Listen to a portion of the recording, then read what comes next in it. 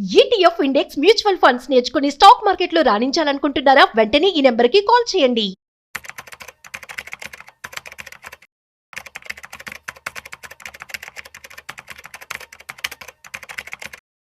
రీసెంట్గా USA company Jain street stock మార్కెట్లో manipulate చేసి చాలా డబ్బులు సంపాదించారట. అసలు వారు ఎటువంటి స్ట్రాటజీని యూస్ చేశారు, ఇది మరి ఈ విషయాన్ని చూసుకొని కామన్ హ్యూమన్ బీయింగ్ ఇన్వెస్ట్మెంట్ చేయాలి అంటే ఎటువంటి జాగ్రత్తలు తీసుకోవాలి, ఈ విషయాలు మనతో చెప్పడానికి ఇవాళ మనతో స్టాక్ మార్కెట్ ఎక్స్పర్ట్ గిరిబాబు గారు ఉన్నారు. వారి మాటల్లో మరింత సమాచారం అడిగి తెలుసుకుందాం. Hi, hello, namaste, welcome to Suman TV. నేను మీ Rajeev Pasupuleti. Let's start. Hi sir, namaste. Namaste అండి sir. Jane Street group. Jane Street group. వీళ్ళు చేసేటువంటి మానిపులేషన్ గురించి అసలు ఏమంటారు, అసలు ఏం జరిగింది? రీసెంట్ గా మనము న్యూస్ చూసాం కదా. జైన్ స్ట్రీట్ గ్రూప్ వాళ్ళు ఏం చేశారంటే సింపుల్ అండి, మార్కెట్ లో ఉండే ట్రెండ్ ని వాడుకొని అండ్ కామన్ ఇన్వెస్టర్స్ కి ఉండే ఎమోషన్స్ ఉంటాయి కదా, buying selling emotions, quick money చేయాలని ఎమోషన్స్ ఉంటాయి కదా, దాన్ని వాడుకొని విపరీతంగా డబ్బు కొల్లగొట్టారు. యాక్చువల్ గా సెబీ నార్మ్స్ ప్రకారం, రూల్స్ ప్రకారంగా ఇది తప్పు, అలా చేయకూడదు. ఓకే, మనం నార్మల్ గా మోనోపోలిస్టిక్ యాక్ట్ అనుకుంటుంది ఇండియాలో. అంటే ఏ ప్రొడక్ట్ కూడా మనం మోనోపోలీ చేయకూడదు, ఇంకొకరికి అవకాశం ఇవ్వాలి. This is what exactly SEBI says. అది నిజం కూడా. మనం సమాన అవకాశాలు ఇవ్వాలి, సమాన అవకాశాలు సృష్టించబడాలి, అందరికి సమానత్వంగా ఉండాలి. అది మన ఇండియన్ నైజంలోనే ఉంది అది కదా, మన సమానత్వం అనేది.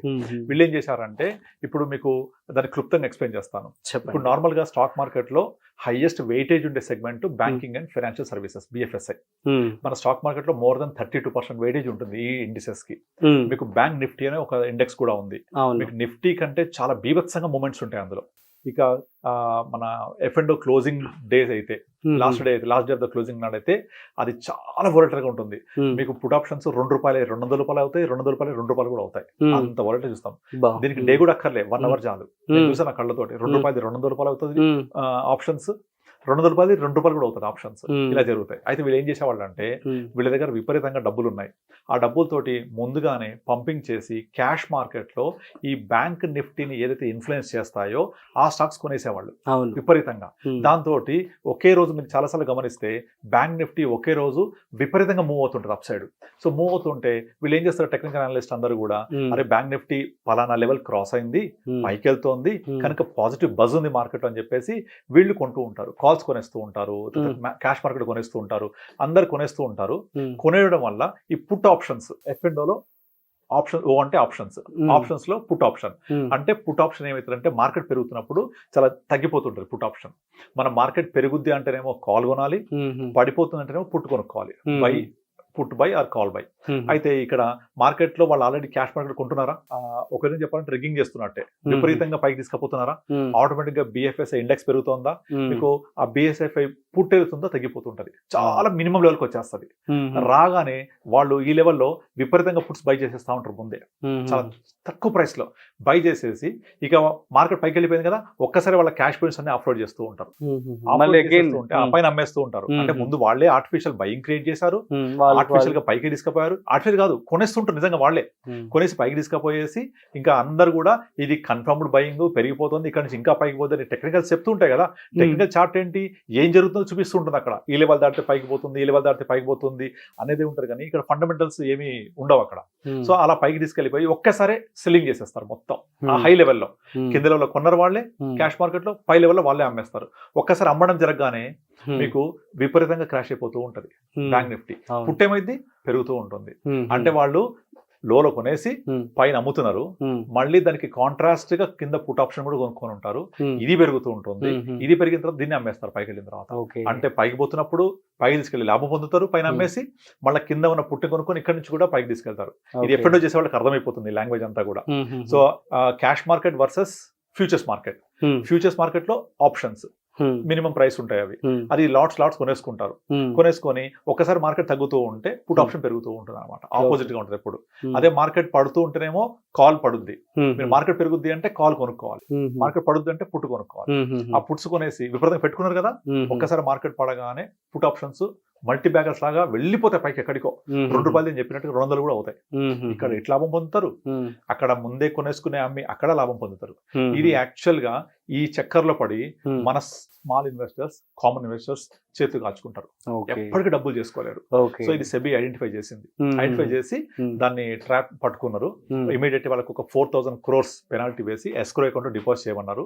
ఇప్పుడు దాని యొక్క ఇన్వెస్టిగేషన్ జరుగుతోంది.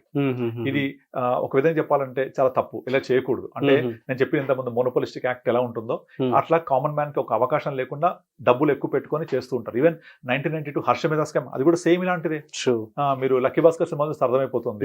వాళ్ళు డబ్బులు డిపాజిట్ రూపంలో ఫేక్ బిఆర్స్ క్రియేట్ చేసి, బ్యాంక్ రికన్స్ట్రక్షన్స్ క్రియేట్ చేసి డబ్బులు తీసుకొచ్చేసి విపరీతంగా కొంటూ ఉంటారు. ఆటోమేటిక్ గా ఎక్కువ మంది కొంటే ప్రైస్ ఏమైంది కదా. నేను ఇంతకుముందు చెప్పాను, ఎప్పుడైనా సరే ఒక ప్రైస్ పెరగాలంటే supply or demand should influence price.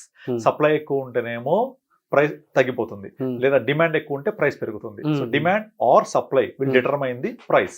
So ఇక్కడ స్టాక్ మార్కెట్ ఏం చేశారు, విపరీతంగా డిమాండ్ క్రియేట్ చేస్తారు, ఆర్టిఫిషియల్ డిమాండ్. అంటే వాళ్ళే కొంటూ ఉంటారు, కొంటూ ఉంటే ప్రైస్ పెరిగిపోతూ ఉంటది. అక్కడికి వెళ్ళాక పైన అమ్మేస్తారు.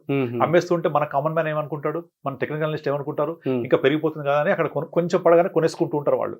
సో వీళ్ళకి ఆఫ్లోడ్ చేస్తూ ఉంటారు. వీళ్ళకి షేర్ సర్టిఫికెట్లు, వాళ్ళకి డబ్బులు వెళ్ళిపోతాయి, ట్రాన్స్ఫర్ అవుతాయి అన్ని కూడా. అంత ముందేమో వీళ్ళకి షేర్ సర్టిఫికెట్స్ అన్ని కొనుక్కొని డబ్బులు వాళ్ళ దగ్గర ఉంచుకున్నారు, రివర్స్ చేస్తారు. సో అట్లా ఒక కామన్ మ్యాన్ ఇరికిచ్చేస్తారు. కనుక ఈ స్కామ్ ద్వారా మనం అర్థం చేసుకోవాల్సింది ఏంటి అంటే, మనం ఇన్వెస్టర్స్ కి ఇచ్చే మెసేజ్ ఏంటంటే, మీరు స్టాక్ మార్కెట్ లో స్పెక్యులేషన్ జోలికి వెళ్ళొద్దు. స్పెక్యులేషన్ వెనక చాలా రకరకాల మ్యాజిక్ జరుగుతూ ఉంటాయి. మనము ఆ 1,000 కోట్ల ట్రేడింగ్ లో పడి మన హార్డ్ అండ్ మనీ, మన లక్షల్లో, మన 1,000 రూపాయలు పోగొట్టుకోద్దు. అందులో మీకు డబ్బులు కావాలి అంటే టైం ఇవ్వాలి. చెమట చిందించకుండా, టైం ఇవ్వకుండా సంపద సృష్టించడం జరగదు. సో కనుక మీరు స్పెక్యులేషన్, ట్రేడింగ్ జోలికి వెళ్ళొద్దు నాకు చెప్తూ ఉంటారు. మరి ఇప్పుడు ఎవరైతే ఇప్పుడు ఈ స్కామ్ చూసారు, భయం వేస్తుంది కదా పెట్టుబడి పెట్టాలంటే. మరి మ్యూచువల్ ఫండ్స్ వెళ్ళండి, మ్యూచువల్ ఫండ్స్ లో వెళ్తే మ్యూచువల్ ఫండ్స్ ఇలాంటివి ఉండవు. సో మ్యూచువల్ ఫండ్స్ లో ఒక రోజు బ్యాంక్ నిఫ్టీ పడుతుంది, పెరుగుతుంది, పట్టించుకోరు. ఫండ్ మేనేజర్స్ ఉంటారు, వాళ్ళు అలా అబ్నార్మల్ గా పెరుగుతుంటే బయటకు వచ్చేస్తారు, జాగ్రత్తగా ఉంటారు. సో వాళ్ళు ఒక ఫండ్ మేనేజర్ ఒక స్టాక్ కొనాలి అంటే దాని వెనక చాలా పర్మిషన్స్ కావాలి, థాట్ ప్రాసెస్ ఉండాలి, దానికి ఒక రీజన్స్ ఉండాలి. ఇష్టమైన కొనడానికి లేదు, ఇష్టమైన అమ్మడానికి లేదు, వాళ్ళకి చాలా రూల్స్ ఉంటాయి. ఒక స్టాక్ లో ఇంత పర్సెంట్ మించి ఇన్వెస్ట్ చేయకూడదు, ఒక సెగ్మెంట్ లో ఇంత పర్సెంట్ మించి ఇన్వెస్ట్ చేయకూడదు. ఒక ఇన్వెస్ట్ చేసినా మనం మ్యూచువల్ ఫండ్స్ లో పోర్ట్ఫోలియో డిజైన్ చేసుకుంటాం కదా, అందులో మన దాంట్లో కొంచెం బ్యాంకింగ్ స్టాక్స్ ఉంటాయి అంతే. మన పోర్ట్ఫోలియోలో కొన్ని సెగ్మెంట్ ఉంటుంది, that may be influenced, but overall portfolio బాగుంటది. బట్ ఇక్కడ ఏమైతే స్పెక్యులేషన్ లో మీరు బ్యాంక్ నిఫ్టీ తీసుకున్నారు, విపరీతంగా వోలటాలిటీ అయిపోయింది, డబ్బులు పోవట్లే మొత్తం. మీరు అసలు ఎఫ్ఎండో క్లోజింగ్ డే చూడాలి, మ్యాజిక్ మామూలుగా ఉండదు. లక్షల కోట్లు అయితే కోట్లు లక్షలు అయిపోతాయి. అందుకే స్టాక్ మార్కెట్ చెప్తుంటారు, స్టాక్ మార్కెట్ లక్షాధికారి కావాలంటే దానికంటే ముందు కోటీశ్వరుడు అయి ఉండాలి, అప్పుడు డెఫినెట్గా లక్షాధికారి అయిపోతారు. సో మీరు కోటీశ్వరుడు అయితే డెఫినెట్లీ లక్షాధికారి కావచ్చు స్టాక్ మార్కెట్ లో. రివర్స్. అందుకే మనము కోటీశ్వరుడుగా ఉండి లక్షాధికారి అవ్వక్కర్లేదు, వేలాధికారిగా ఉండి లక్షాధికారి నుంచి కోటీశ్వరుడు అవ్వచ్చు by investing in proper way. Time ఇచ్చి పోర్ట్ఫోలియో డిజైన్ చేసుకొని జాగ్రత్తగా వెళ్తూ ఉండాలి. అలా వెళ్తే మనం చేసుకోవచ్చు. ఎగ్జాంపుల్ చెప్తాను. ఇప్పుడు చాలా మంది నాకు కాల్ చేసి నా పోర్ట్ఫోలియోలో పలానా ఫండ్ పర్ఫామ్ చేస్తలేదనో, పలానా ఫండ్ ఇల్లేదనో చెప్తూ ఉంటారు. మీకు ఒక ఎగ్జాంపుల్ చెప్తాను. రీసెంట్ గా ఐపీఎల్ మ్యాచెస్ లో ఎవరు ఆర్సీబీ విన్నారు కదా. సో ఆర్సీబీలో ఉన్న ఒక్క ప్లేయర్ కూడా, ఒక top batsmen, top bowler, orange cap holder, ఒక టాప్ క్యాచర్ ఎవ్వరు లేరు ఇందులో. ఆ లిస్ట్ అంతా వేరే టీమ్స్ నుంచి ఉన్నారు, గమనించారా మీరు? Top batsmen, top player, top wicket keeper, top catcher, top wicket taker, అందరూ డిఫరెంట్ టీమ్స్. ఒక్కరు కూడా ఆర్సీబీ వాళ్ళు లేరు. ఆర్సీబీ కప్పు గెలిచింది, టీమ్ ఎఫర్ట్. సో అలాగే టీమ్ ఎఫర్ట్ ఎప్పుడు కూడా విన్ అవుతుంది. మన టీం ఎలా ఉంది, మనం విన్ అయ్యామా లేదా. అందుకే మీ పోర్ట్ఫోలియో అని చెప్తుంటాం అందరికి. ఆ పోర్ట్ఫోలియో కన్స్ట్రక్ట్ చేసుకొని బెటర్ గా మనం ఇన్వెస్ట్ చేసుకొని, అన్ని కేటగిరీస్ ఉండాలి మన దగ్గర. ఒక స్మాల్ క్యాప్, ఒక మిడ్ క్యాప్, ఒక బ్యాంక్ ఫండ్, ఒక లార్జ్ అండ్ మిడ్ క్యాప్, ఒక లార్జ్ క్యాప్, ఇలా పోర్ట్ఫోలియో కన్స్ట్రక్ట్ చేసుకొని మనం మార్కెట్ లో ఇన్వెస్ట్ చేసుకొని మ్యూచువల్ ఫండ్స్ ద్వారా తప్పకుండా మీరు లాంగ్ టర్మ్ లో కోటీశ్వరుడు అయిపోవచ్చు. సింపుల్ 15,000 రూపాయలు 15 సంవత్సరాల పాటు ఇన్వెస్ట్ చేస్తూ పోతే 15% రిటర్న్ వచ్చిందంటే 1 crore అయిపోయినట్టే.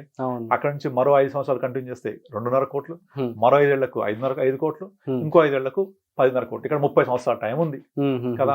అంటే 30 years వ్యక్తి స్టార్ట్ చేసి ఒక 30 years 60 years రిటైర్ అయిపోయేప్పటికి 10.5 crores వచ్చేస్తుంది కదా.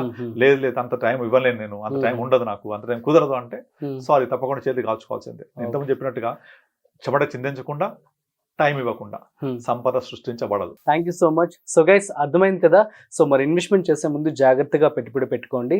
అండ్ మీకు కనుక ఏమైనా డౌట్స్ ఉన్నట్లయితే సో కింద డిస్ప్లే అవుతున్నటువంటి నెంబర్కి మీరు కాల్ చేసి గిరిబాబు గారితో మాట్లాడి మీ డౌట్స్ మీరు క్లారిఫికేషన్ చేసుకోవచ్చు. That's it.